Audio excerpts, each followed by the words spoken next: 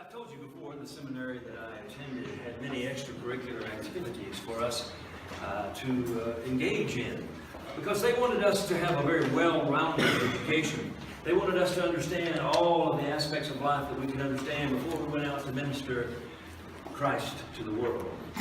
We visited prisons. We rode in the back of police cars on the night shift in East Austin, Texas. We went to emergency rooms and acted as counselors in the midst of the crises that came in those doors 24 hours a day. We went all kinds of places and did all kinds of things. As I told you last week, we went and looked into a subatomic microscope to see what quantum physics was telling us all about. So many different experiences. It was an enriching experience for me to have gone to seminary and to have had those experiences. But one of the places I was told to go and spend 2 months, which really had a profound effect upon me, was a place known as Trims in Houston, Texas. Now, you might think that Trims was a gym for overweight seminary students, but it was not. Trims stood for the Texas Research Institute of Mental Science. A wonderful place there in Houston, Texas, associated with the Baylor School of Medicine. And we were given 2 months to do an internship at that place. And the reason we were given that was so that we could learn about mental illness. Many of us in seminary had never known a person suffering from manic or depressive or bipolar disorder or schizophrenia. Never had even seen or encountered such a person. But that's a real part of life, and they wanted us to see what that was like so that we could understand it. And so that we could, as ministers, when persons were talking with us and visiting with us, if we could see preliminary initial symptoms of such things, we could refer persons to a psychiatric doctor. That would be helpful and beneficial to them. And so I went there to learn about these things. And the first day there, I was very impressed with the facility. When I walked in the front door, the very first thing you see is this big sign, white sign, right at the beginning of the door, and it says, "Have you taken your meds today?" And I thought, well, that's a nice sign to have here to remind persons to take their medications.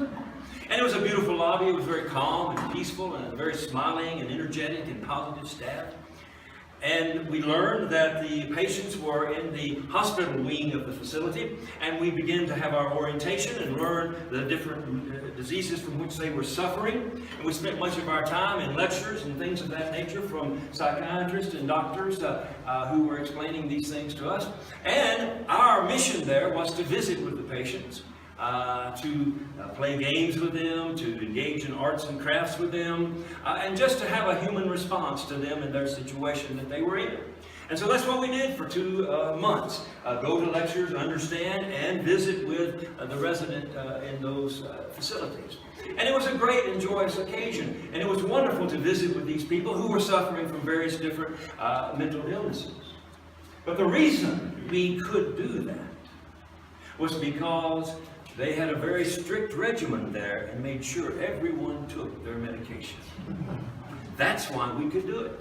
Because they were now able to have a normal and sane life and could relate in a normal and sane way to us, and we could relate to them in that way. And that was part of the point of this experience, was how important it was for a person suffering from mental illness to take their medications. Because what psychiatrists were telling us was that the number one thing that happens is once they start the medications and they go home, they quit taking them. And that's a big problem. And so they encouraged us as pastors, if we had anyone in our congregation who was taking medications like that, to continue to encourage them to do so. And if they came to us and said that they wanted to lay those medications aside, that we needed to not encourage that. That we needed to instead encourage them to go back to their physician for more evaluation. And so it was a very major point to us that we understood. And the 2 months went by very quick. Next thing I knew, it was time to leave that facility. And I left it with a great appreciation for the mentally ill and a new compassion for them. And a new compassion for what I could now do and help others who were suffering in that way. It was a grand experience, and I'm so glad I had it. And so the final day came, and I said goodbye to the staff, and they were all nice, and we were having a wonderful little party at the end, and we all were leaving. And as I went out the front door through the lobby, I'd done that for 2 months, going out that front door. For some reason, as I went out the front door, I decided to look back, and I saw that sign was still there. Have you taken your meds today?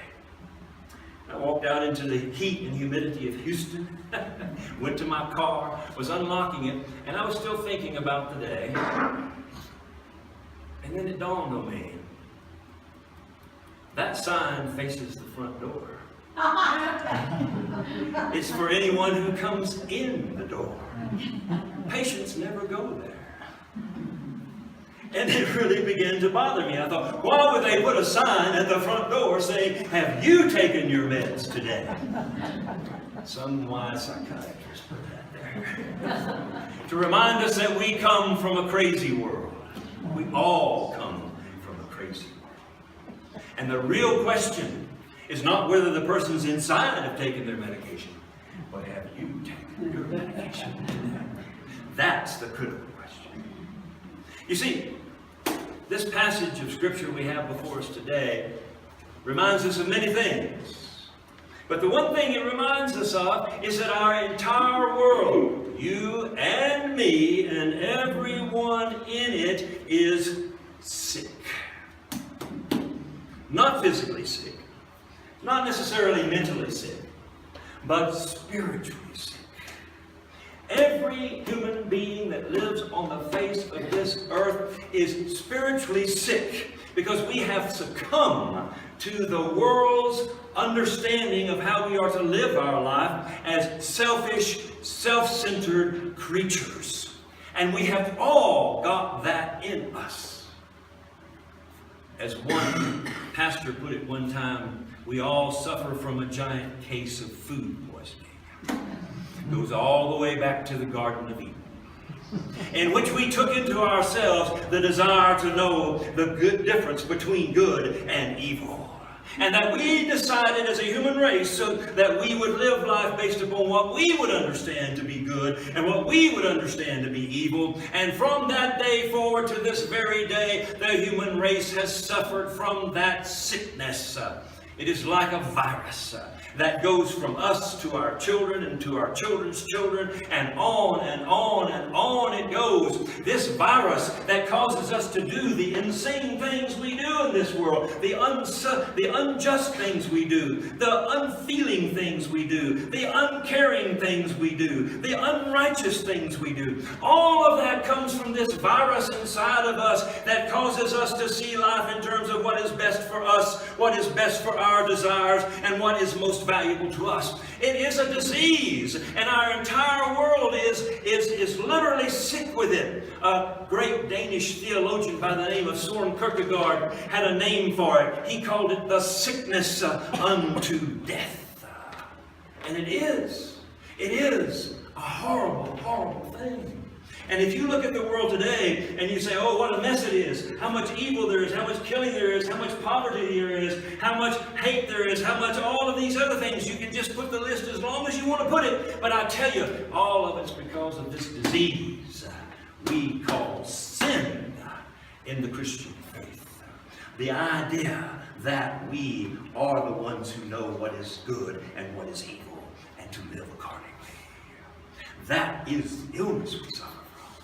Now, our passage today from the 4th chapter of Matthew tells us that this virus, this sin, tried to infect Jesus. Just like it infected you, just like it infected me, just like it goes throughout all creation, infecting every living creature there is. It tried to infect Jesus in the wilderness. But an amazing thing happened. Jesus did not get infected. He stood against those temptations, and he answered each and every one of them. And he was able to rise up and go out of that situation uninfected. The first human you know of who had immunity to sin. Immunity to this virus. Immunity to this self-centered, selfish way of life. He was able to defeat those temptations. And He is the one who said to us, follow me. He is the one who said to us, do as I do, live as I live. He is the one who encouraged us to believe that we too could find the same power to be immune to this sin that He had found. And so we have to ask the question, how did Jesus defeat the sin that was put before Him? Of course, the answer has always been, oh, He was the Holy One of God, and that's why He was able to do it. He was the Christ and the Messiah, and that's why He was able to do it. Well, it sounds like a good thing to say until you realize what that really says. It says Jesus is okay, but the rest of us are not. You see, think about that. Jesus came to save the world, not to show how powerful and almighty and holy He was. He came to save you and to save me and to save each and every one of us here today. And so He came here to give us this new faith that He had found. That's what He wanted to do for His disciples, is to give them this new faith so that they could give it to their generation, and their generation could give it to the next generation, until at last you and I could have that faith here today. The new faith, the faith of Jesus. Pay careful attention to what I just said. The faith of Jesus. Not the faith about Jesus, but the faith of Jesus Himself.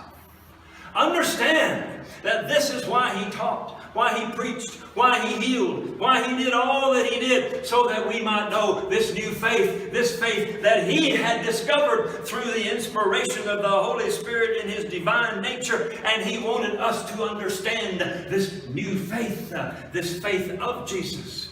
And so what is it? There's 3 points to it, and it's in this story. And you all have heard this story, I bet, 100 times. But remember the 3 points of Jesus' faith the next time you think about this story. For each one of them is part of the medicine we need to take every day. The first one, when evil came to Him and said, oh, you must be hungry, you've been fasting for 40 days and 40 nights. He said to evil, listen to me now. Man does not live by bread alone. He lives by every word that flows from the mouth of God.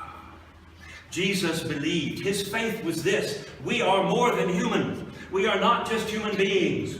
We are spiritual beings. We are beings who live by the Spirit of God. We are beings who consume the Spirit of God. And no matter what it is in our life that we want, and we want so badly, like we've been hungry for 40 days, no matter how bad our flesh wants a thing, no matter how bad our mind wants a thing to be done, no matter how desperate we are to have it, if it is not of the Spirit of God, we do not eat it, because we trust that the Spirit of God is what we really live by. The Spirit of unconditional, self-sacrificing love. So have that faith in your heart. If there's something you want so badly that does not add up to self-sacrifice and self-giving, then remember, it's not your food, it's not what you eat, it's not what you're about. And then that sin is defeated. And then there's the second instance that comes to us. Evil goes to Jesus and he says to him, listen, you're up on the top of this temple, just jump down, God will take care of you, don't worry about it. You won't even stump your foot on the ground when you hit. And Jesus responds with this faith that was in his heart. He says, listen, it is written, do not test the Lord your God. Because Jesus understood this is another great source of evil in our lives. Either you believe God has your life in his hands, or you don't. And if God does have your life in your hands, then you don't test him. You don't doubt him. You don't say to him, oh Lord, make it this way. Do this instead. Take this away. Give me that. Do this. Do that. You're not the boss of God. You are the servant of God. And so therefore, to understand the faith of Jesus, it was a faith that trusted implicitly, completely, and without a doubt in the will of God, even if it means suffering for you. What did it mean for Jesus? It meant a cross. It meant to die in one of the most horrible ways a person could die. But he trusted God. And he trusted that God knew what was best for him. And he trusted that in the end, that would bring salvation to the world. Let me tell you, there's so many times in even our Christian faith that we pray in such a way as to try to test God. Oh, God, cause this not to happen. Oh, God, cause that not to happen. What is that but to test God? And when we think like that, what happens is we begin to avoid the very sufferings that God needs us to go through in order to be who God wants us to be. It causes us to run from them and hide from them in fear. But instead, in the faith of Jesus, we can stand up and say, Lord, whatever comes my way is from you. That's the second and most important idea of the faith of Jesus. And then the last one in which the evil takes Jesus up on the mountaintop and sees all the glories of the kingdoms of the world and all the riches of them and says, if you'll bow down and worship me, I will give all of these things to you.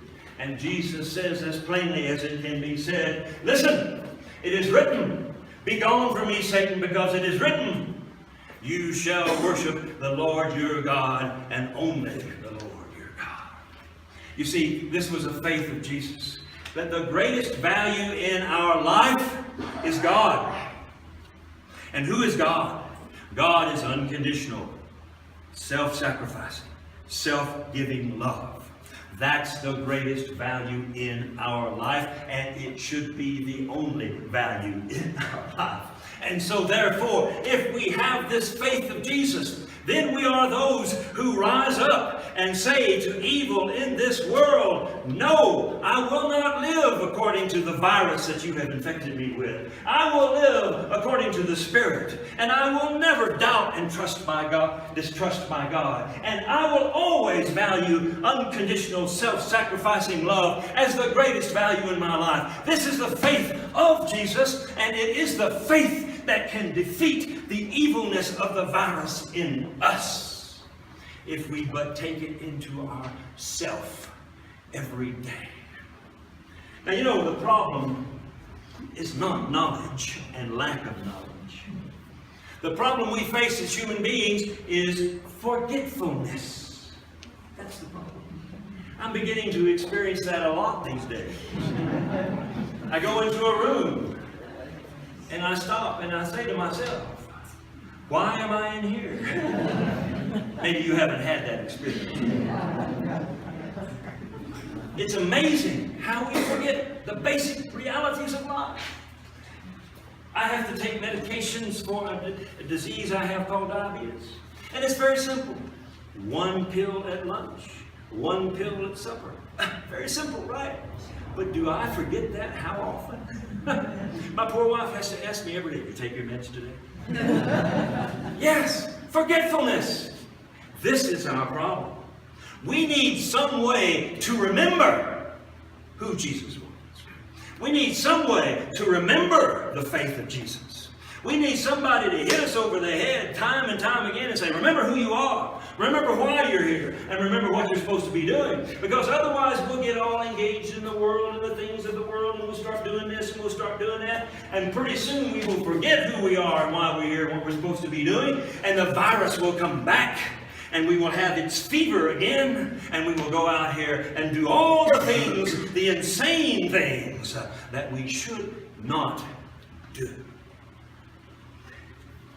This table we celebrate today is one of the ways the church has designed to remind us of the faith of Jesus and to remind us of what we need each and every day of our life. And in fact, when this table was created, one of the key thoughts was when Jesus said to his disciples, do this in remembrance of me. It's not an accident that that word remembrance is there, because we so easily forget the faith of Jesus, the faith that he lived, the faith that got him through all of his days, the faith that enabled him to die on a cross for our sins as well. Think about it. This is where we find the elements of remembrance. We find the bread that reminds us of his body. A body reminds us of his life. And his life reminds us that it was 100% given to self-sacrificing, self-giving love. He gave himself to everybody he knew in whatever way he could, up into the last ultimate sacrifice of his body on the cross. And then, of course, we have here the juice, which reminds us of the blood of Jesus, which reminds us of his passion. He was so convinced that you and I could be free of sin. He was so convinced that you and I could overcome this sickness that the world has, that he shed his blood for us, reminding us that no matter how bad we have been, no matter how often we have forgotten, we can still rise up to be the sin-free people that we were meant to be. And so here today, we will remember this again when we share it a few moments from now. I'd like to conclude with one final thought. It comes from the book of Romans, which we had heard read earlier today. It was the Apostle Paul, and he was talking about this issue of sin. And he was talking about how it was affecting his life. And if you listened to what was read, you heard a man who understood what it feels like to be sick with sin. He put it this way. I'm kind of paraphrasing a little bit, but he said, listen, the very good thing I want to do, I don't do it. And the very evil thing I don't want to do, I do it. Does that not describe you as well as me? This is the sickness I'm talking about. And then he says, who will save us from this body of death? And then he answers his own question. Thanks be to God, Jesus Christ, our Lord and Savior. It's the same story we've preached for 2,000 years. Jesus is the answer to our sin. But it is the faith of Jesus that can help us to overcome that sin. And so then, it is my hope and my prayer that each and every one of you will realize that you need to take your meds today. As a matter of fact, in the church, I wish we could eventually develop a greeting system. Right now we have this classical greeting of saying, the Lord be with you, and we say, and with you also. I wish we could have a church where people would come in and we could say, have you taken your meds today? And the response would be, yes, and have you? What a fellowship we would have. What a joy divine it would be. For we would know that we were sin-free. Amen.